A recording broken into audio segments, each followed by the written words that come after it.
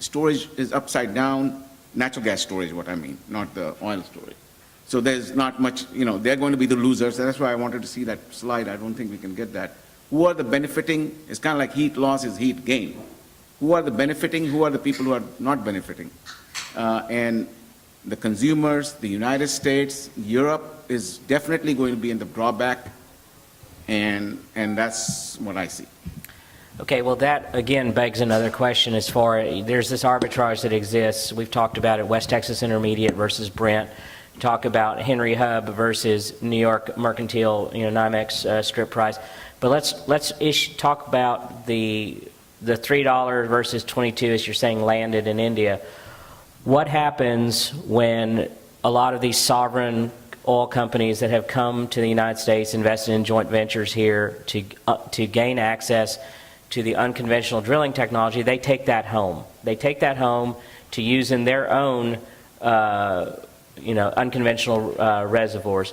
What happens to that arbitrage? What happens to someone who is investing in a company thinking that, well, I'm just going to play the spread. I'm just going to take gas from Cheniere Pass and I'm going to send it to Europe, or I'm going to send it to India or China. What happens when that changes? So, do you think that there is, how is that trading going to change?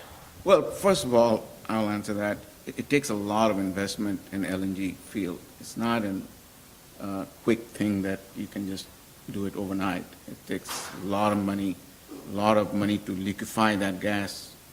Liquefaction is very expensive.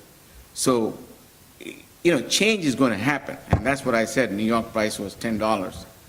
And if people are not smart to hedge it, the spread, hedge this, and make sure that you don't wait for things to change, because change is going to happen.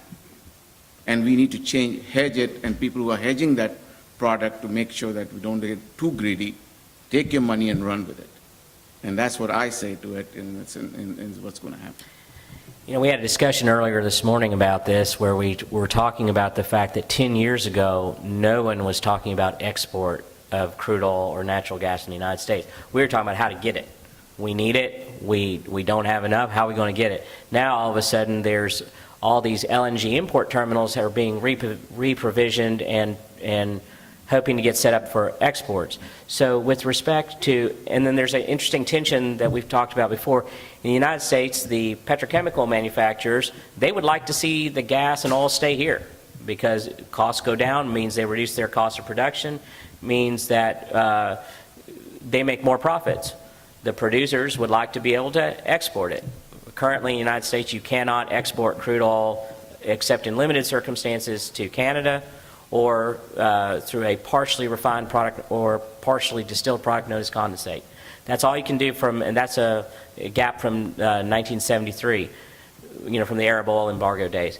So it sounds like there's a lot of opportunity here. Briefly, for each of you, what would you say are the top 2 or 3 metrics that you would use in your particular sector of the oil and gas value chain to assess and qualify an investment? So, Jay? That's a much harder question with crude oil at 85 than it was 2 weeks ago. Right. Although I have good news for all of you thinking about energy investing.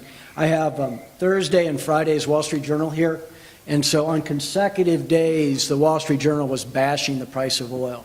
I know of no greater indication that the price of oil is going to go up than the Wall Street Journal bashing it 2 days in a row.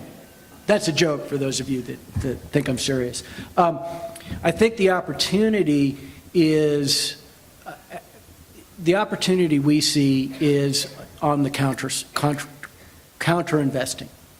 We're seeing a lot of the publicly traded companies, the larger companies, selling natural gas fields at bargain prices because their investors in the public market don't want to see them producing natural gas. Well, I think you go back to Deepak's idea that this differential can't survive. If you can buy things at the right price, well, you eventually make money. Now, the market, as I think Warren Buffett said, the market can stay irrational longer than you can stay solvent in many cases, so you have to be careful about that. frankly, although I have some current investments that involve crude oil production, I actually think this is a healthy correction. I think bringing this down will create some sanity in the marketplace, and I think we'll see better opportunities in terms of it's always better to buy things when prices are low. And ultimately, as an investor with environmental teams and entrepreneurial teams, I'm investing in oil and gas. And so the opportunity is to move against the crowd. And I don't think that's different in oil and gas than it is from real estate or pharmaceuticals or anything else.